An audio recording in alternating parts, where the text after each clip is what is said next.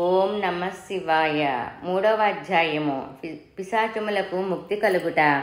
వశిష్ఠ మహర్షి జనకునకు మరొక కథను చెప్పుచుండగా జనకుడు అతి శ్రద్ధగా వినుచుండెను. జనక మహారాజా, కార్తీక మాసమున ఏ ఒక్క జీవనదిలోనైనను స్నానము చేసి తమ శక్తానుసారముగా ఏ ఒక్క చిన్న దానము చేసినను అది గొప్ప ప్రభావము కలదయి వారికి సకలైశ్వర్యములు కలుగుటియే కాక మరణానంతరము శివ సాన్నిధ్యమును చేరుదురు. కానీ కొంతమంది అస్థిరములైన భోగభాగ్యములు విడవలేక కార్తీక స్నానములు చేయక అవనీతిపరులయ్యి భ్రష్టులయ్యి సంచరించి కడకు క్షుద్రజన్మలు అనగా కోడి కుక్క పిల్లిగా జన్మింతురు. అదమము కార్తీక మాస శుక్లపక్ష పౌర్ణమి రోజున నైనను స్నానదాన జపతపాదులు చేయకపోవుట వలన అనేక చండాల జన్మలు ఎత్తి కడకు బ్రహ్మరాక్షసిగా పుట్టుదురు. దీనిని గురించి నాకు తెలిసిన ఇతిహాసం ఒకటి వినిపించెదను. సపరివారముగా శ్రద్ధగా ఆలకింపుము. ఈ భరతఖండమునందలి దక్షిణ ప్రాంతమున ఒకానొక గ్రామములో మహావిద్వాంసుడు, తపస్శాలి, జ్ఞానశాలి, సత్యవాక్య పరిపాలకుడు అగు బ్రాహ్మణుడొకడుండెను. ఒకనాడ బ్రాహ్మణుడు తీర్థయాత్రల ఆసక్తుడయ్యి అఖండ గోదావరికి బయలుదేరెను. ఆ తీర్థ సమీపమున ఒక వటవృక్షముపై భయంకర ముఖములతోనూ దీర్ఘకేశములతోనూ బలిష్టములైన కోరలతోనూ నల్లని బాణ పొట్టతోనూ చూచువారికి అతి భయంకర రూపముతో 3 బ్రహ్మరాక్షసులు నివసించుచు ఆ దారిన పోవు బాటసారులను బెదిరించి వారిని భక్షించుచు ఆ ప్రాంతమంతయు భయకంపితము చేయుచుండిరి. తీర్థయాత్రకై బయలుదేరి అఖండ గోదావరి పుణ్యక్షేత్రమున పితృదేవతలకు పిండ ప్రదానమును చేయుటకు వచ్చుచున్న విప్రువులు ఆ వృక్షము చెంతకు చేరేసరికి యథాప్రకారముగా బ్రహ్మరాక్షసులు క్రిందకు దిగి బ్రాహ్మణుని చంపబోవు సమయమున బ్రాహ్మణుడు ఆ భయంకర రూపమును చూచి గజగజ వణుకుచూ ఏమియు తోచక నారాయణ స్తోత్రము బిగ్గరగా పఠించుచు, ప్రభు ఆర్తత్రాణపరాయణ అనాథరక్షక, ఆపదలోనున్న గజేంద్రుని నిండు సభలో అవమానాల పాలగుచున్న మహాసాధ్వి ద్రౌపదిని బాలుడగు ప్రహ్లాదుని రక్షించిన విధముగా ఈ పిశాచముల బారి నుండి రక్షించు తండ్రి అని వేడుకొనగా నా ప్రార్థనలు విన్న బ్రహ్మరాక్షసులకు జ్ఞానోదయము కలిగి, మహానుభావ, మీ నోటి నుండి వచ్చు శ్రీమన్నారాయణ స్తుతి విని మాకు జ్ఞానోదయమైనది, మమ్ము రక్షింపుడు అని ప్రాధేయపడిరి. వారి మాటలకు విప్రువుడు ధైర్యము తెచ్చుకొని, ఓయి మీరెవరు?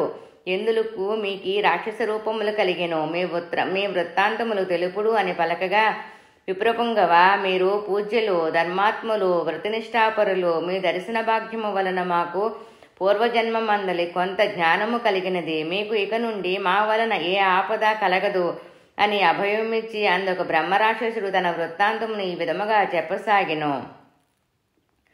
నాది ద్రావిడ దేశము, బ్రాహ్మణుడను. నేను మహాపండితుడనని గర్వము కలవాడినై ఉంటిని. న్యాయ అన్యాయ విచక్షణలు తెలియక పశువుల వలె ప్రవర్తించి తిని దౌర్జన్యముగా బాటసారుల వద్ద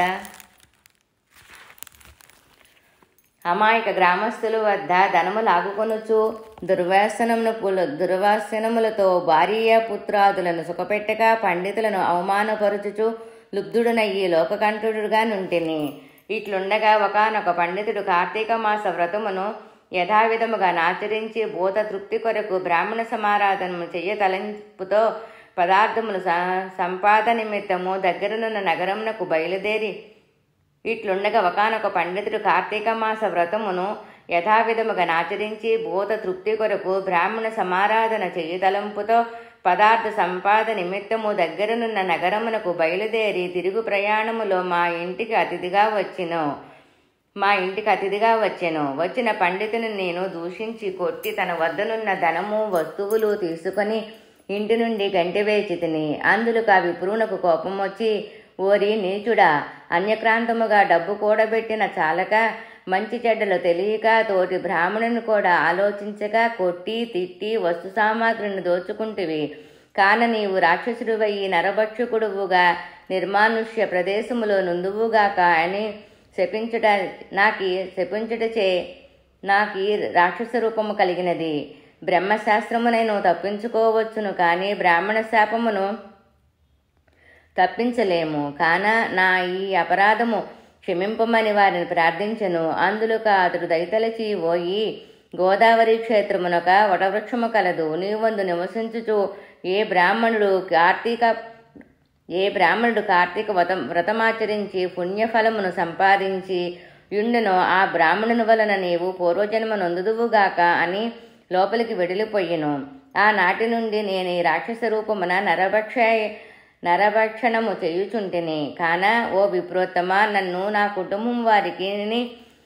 నా కుటుంబము వారిని రక్షింపమని మొదటి రాక్షసుడు తన వృత్తాంతమును చెప్పెను.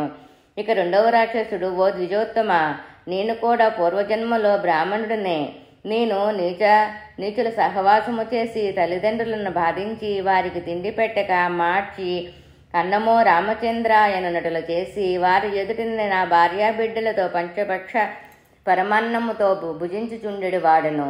నేను ఎట్టి దాన ధర్మములు చేసి ఎరుగను. నా బంధువులను కూడా హింసించి వారి ధనం అపహరించి రాక్షసుని వలె ప్రవర్తించితిని. కాన నాకు ఈ రాక్షసత్వము కలిగెను. నన్ను పాపగంపులము నుండి ఉద్ధరింపుము అని పాదములపై పడి పరిపరి విధముల వేడుకొనెను. మూడవ రాక్షసుడు కూడా తన వృత్తాంతమును ఇటులు తెలియచేసెను. మహాశయ, నేనొక సంపన్న కుటుంబంలో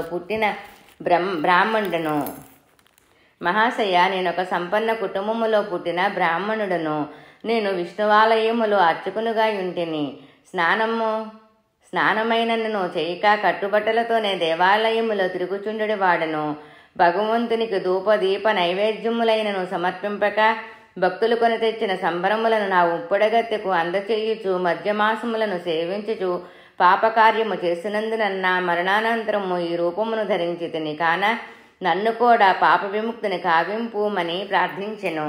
ఓ జనక మహారాజా, తపోనిష్ఠుడుగా విప్రువుడు పిశాచముల దీనలాపములను ఆలకించి, ఓ బ్రహ్మరాక్షసులారా, భయపడకుడు.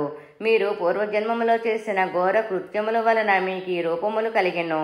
నా వెంట రెండు, మీకు విముక్తి కలిగింతును అని వారి నోదార్చి వారిని గోదావరి నదీతరమందున్న కోటిలింగేశ్వర ఆలయ తీర్థస్థమందు స్నానము చేయించి తాను చేసి ఆ ముగ్గురు చేత బీజాక్షరములు పలికించి తానే స్వయముగా సంకల్పము చేసి ఆ నలుగురుచే మరల స్నానమాచరింపచేసి రాక్షసులు ముగ్గురుకు కార్తీక మాస పుణ్యఫలము దారపోయిగా వారి రాక్షస రూపములు పోయి మానవ రూపం ఎత్తిరి. వారా బ్రాహ్మణులకు పదే ప్రణామములు ఆచరించగా వారితో ఇక నుండి అయినా హరినామ స్మరణ చేయుడని చెప్పి వారిని పంపివేశెను.